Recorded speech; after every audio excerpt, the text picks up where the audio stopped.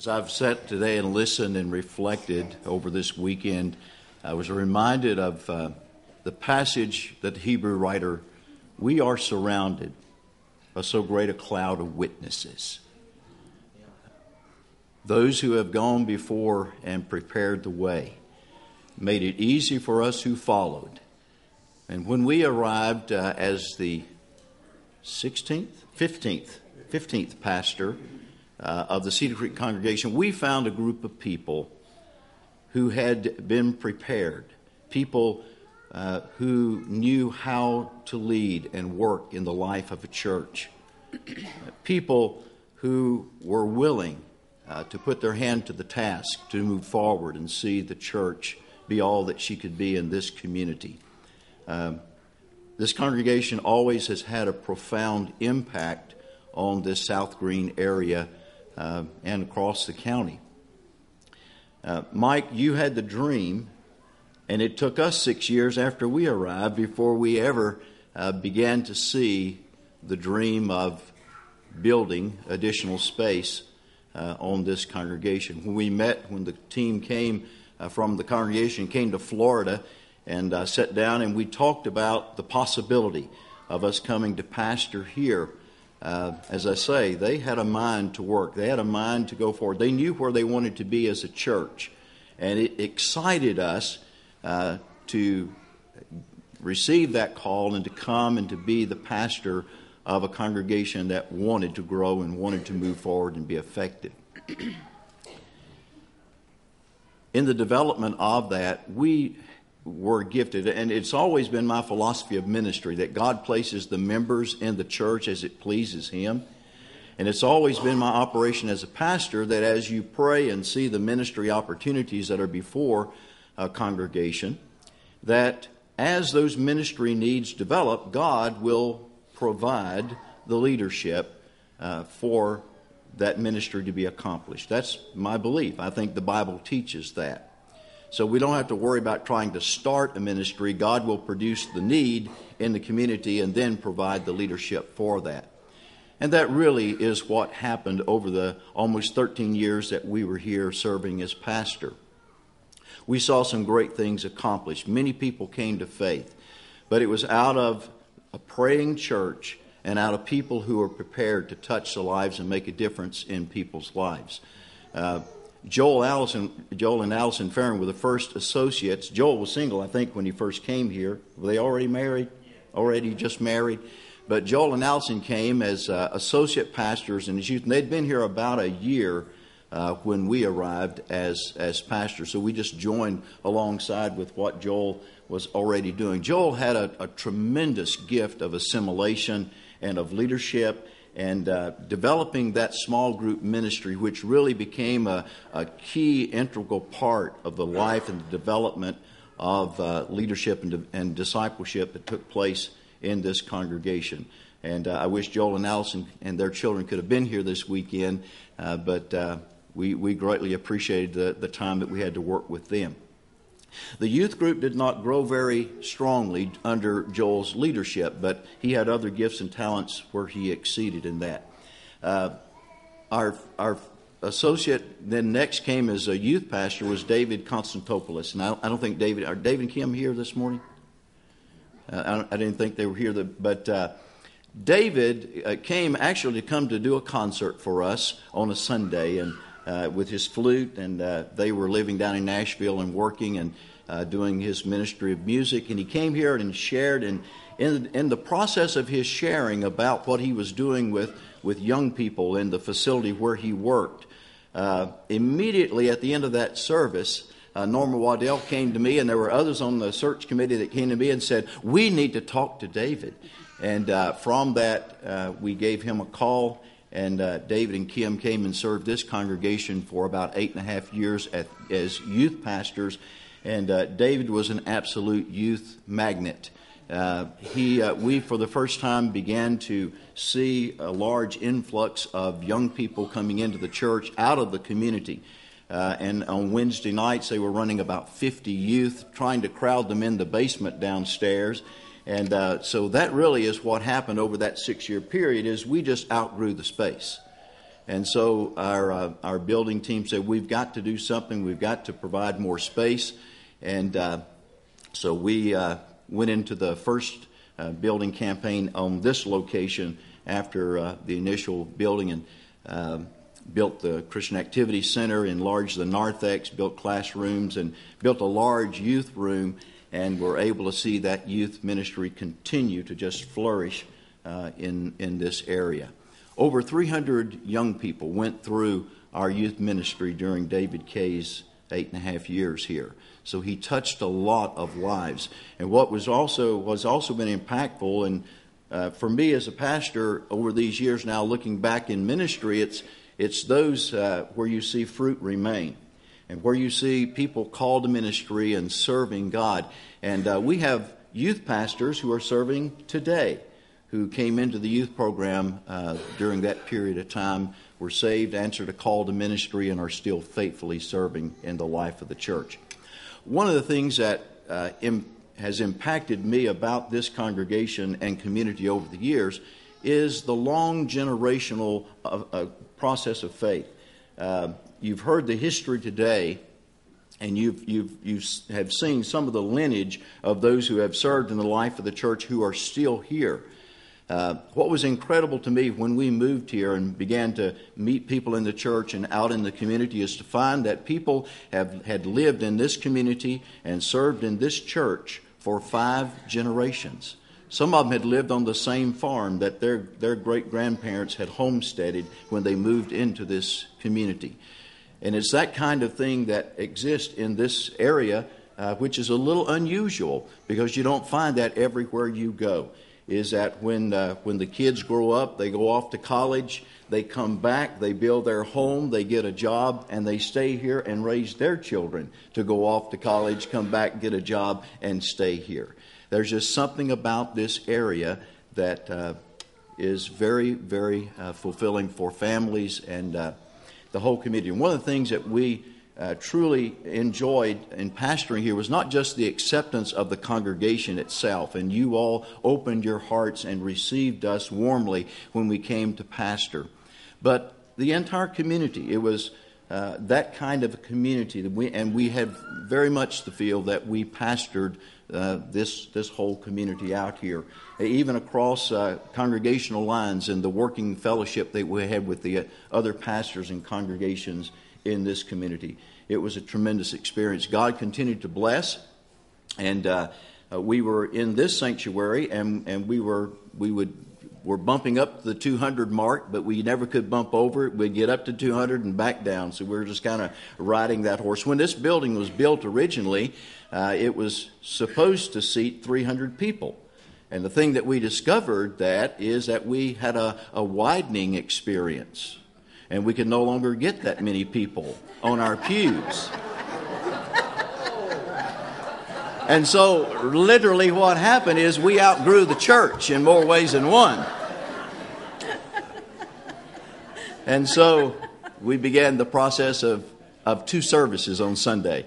And after a lot of prayer and a lot of concern of what that would look like and how that would look, we made the decision that we would do 2 services on Sunday. And for 3.5 years, we did 2 services on Sunday. What was really interesting about it is that in that first service, which is the early service, we thought, now it'll be really hard for us to get people out early and in church. I think the first Sunday we had 80 in that service, and it never dropped under that. In fact, it became one of our strong services. And for the first time, we were able to average over that 200 mark. We grew to about 230. And but what happened in that 3.5 years is that literally we grew 2 congregations. And so we had people who did not know each other, which for a small community like we are here and a family-oriented church, that was a troubling thing. We want to know our family. And in fact, an interesting story that happened during that time, one of the members of our congregation was doing a business deal, hiring someone to work with them, and said to them, well, I'd like to invite you to come to my church. I have a really good church. And the guy says, well, we've already found a church that we really like. And he said, well, if you want to come, ours is Cedar Creek Church of God. And he said, well, that's the church we go to. And so it was that kind of thing that happened. And so the congregation said, well, we want to be back together as one family. And so it was at that point we made the decision to explore the options and the ideas of knocking out these walls and expanding the sides and enlarging this area and adding 100 seats to the sanctuary. And during that process of time, we went over into the CAC and we crowded in over there and met for the duration of that time until God was able to finish this building. Sister Polly, that's why it doesn't look the same to you, because we did change your building. And one of the things we were greatly concerned with is what we would do with the opening of this. When Pastor Casey and the group built this church, they built it very solid and strong with steel and concrete to endure the Cedar Creek winds. And so our concern was, if you take out that large expanse of the wall, will the ceiling fall? And our engineer came up with a truss process whereby it would be self-supporting up there. And when they knocked out the final column, it did not move one bit. And so we're grateful for that. Opened up the sides and added some space, enlarged this area up here, and put some more classrooms in the back, and dressing rooms and bathrooms for the baptistry, and a new baptistry with a heater that worked, and all those kind of processes. But over those 13 years, you all gave to us support. But again, it wasn't what we did. It was the people that God blessed this congregation with. Talented, gifted leadership. Jerry and Wanda were here in those early days, and then they made that announcement that they were going to retire and they were going to move away. And so that was a very tough time for us. And Shane and Jackie Love came during that time and brought what we thought could not be improved upon, but a new excellence to our music, with an incredible talent and ability in the bell choir and the choral music and the special music. And God just continued to bless the church.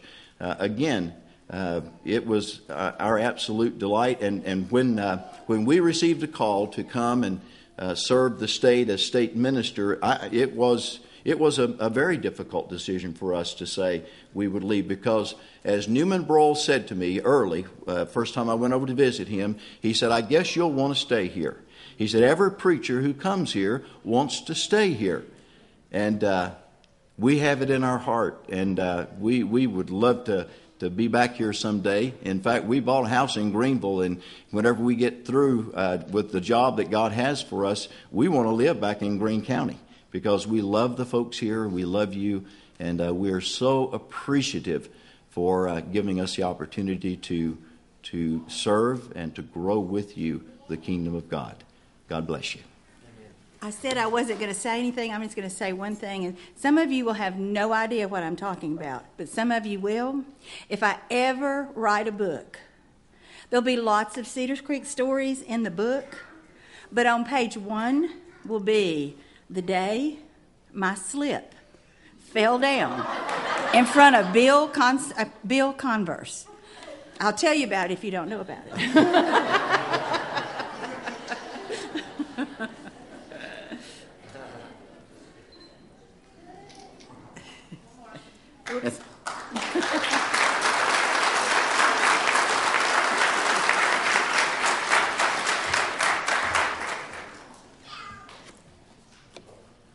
When Brother Pierce contacted me after I retired in February of 2004 to consider coming back and serving as part-time associate, Nancy and I came over. We retired from the church in Greenville, South Carolina.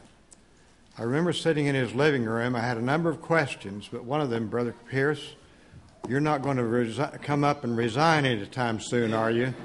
Because I loved him, and he showed such faith in us, and I wanted to work with you, and unfortunately you did move. You said, no, I'm not moving, I'm not leaving. That God has a way of introducing new plans in our life, doesn't he? And then, following the Pierces, Larry and Maxine McCall came from Matthews, North Carolina, to serve as interim pastor. Well, he was hospitalized for about 2 months, and I fit in there and did that until he could come back. And then the church called Daryl and Susan Allen from Oklahoma City, and we invite them to come to tell their story that is continuing. Brother Daryl?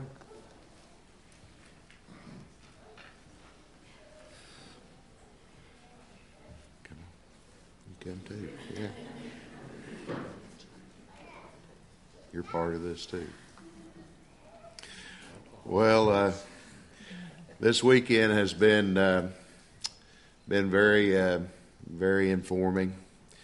I know I put on my Facebook page last night as I reflection on the weekend to that point,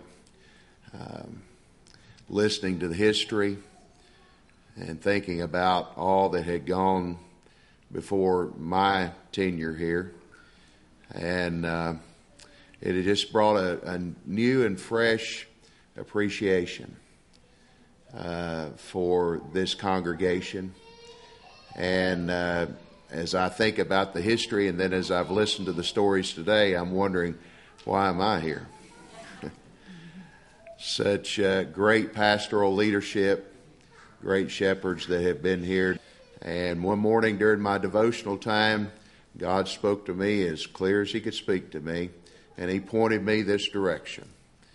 And I'll never forget, I delayed a couple of weeks before I kind of contacted Sister Norma, who was chairman of the pulpit committee. And I'll never forget, during that time, I preached Camp Overton camp meeting, had a chance to talk to Dwayne and Donna about the church here. And they gave such glowing recommendation. And so I finally contacted Norma. And from there, it began a process that brought us here in January the 19th of 2009.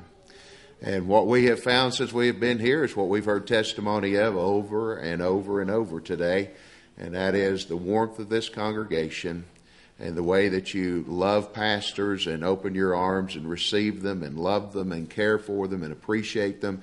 And that's what we have found as we have come here. It's been kind of surreal coming back home after being gone for 30 years. And I've had to get to know people again. We'll be out in town somewhere and people will walk up to me and say, "Do you remember me?" Some of them I do. Some of them I can't dial up. They have to help me remember them. But it's been a joy and delight to be able to be back here. We're 3 years and ever how many months into our time here with you. And believe that God is doing some things. It's wonderful to see God at work in the lives of people, to see lives that have been changed and turned around, and God's doing all that. I have really nothing to do with that. God is the one that's doing those things, and I give Him all the glory and the praise. But when we came, Pastor Casey was here part-time on staff with us in pastoral care, and I've never met or been with a pastor who has such a wonderful way of pastoral care as Pastor Casey. As I made some visits and calls with him along the way, and Pastor Casey, I think I even told you, I said, "Man, you have such a wonderful way with the people when you go into their homes and visit them, and the love and the care and compassion that he has." And it's just a delight to be able to watch him and witness that and learn from him in that area. And then they decided to, with Nancy's health and some different things that they needed to probably transition on. When we came, Josh Bedingfield was here as youth pastor, and Josh transitioned on. And now we have another local young man, E.J. Swatzel, and his wife Casey, who are now serving as our youth pastors and doing a fantastic job. I think E.J.'s a lot like David Kay. I think he's a youth magnet and drawing a lot of young people. We're having, I think E.J. told me they had on the roll back in the spring as many as 80 young people, and it around 50 to 60 attending on Wednesday night. Yes.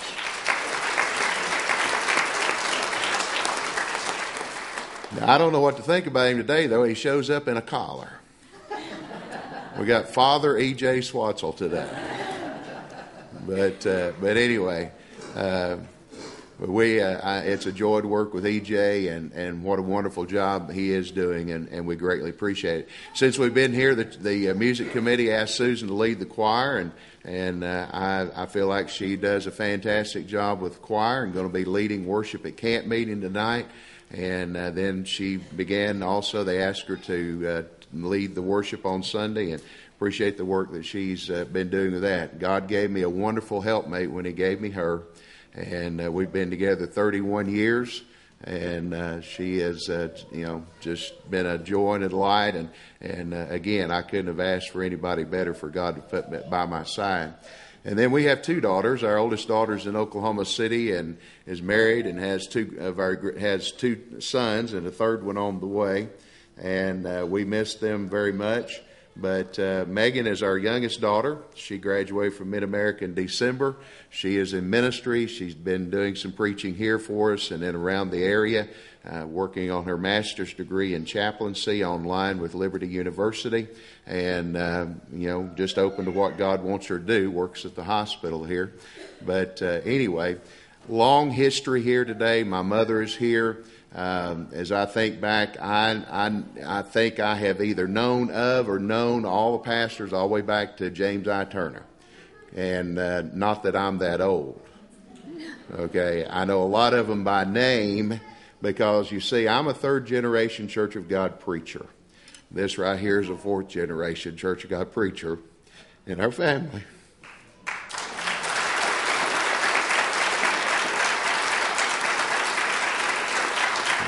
My granddaddy Allen preached in the Broyles Chapel Church. My daddy preached here. I'm the pastor, and my daughter has preached here now, and that's happening in several congregations around. Sister King was talking about a while ago. She said, I knew your grandmother and your granddaddy and all those things. And I'm thankful for the heritage that I have in the Church of God. And I'm thankful for the blessings that God has provided with me and the blessing to be able to be the 16th pastor of this congregation. Thank you for your love, and God bless you guys.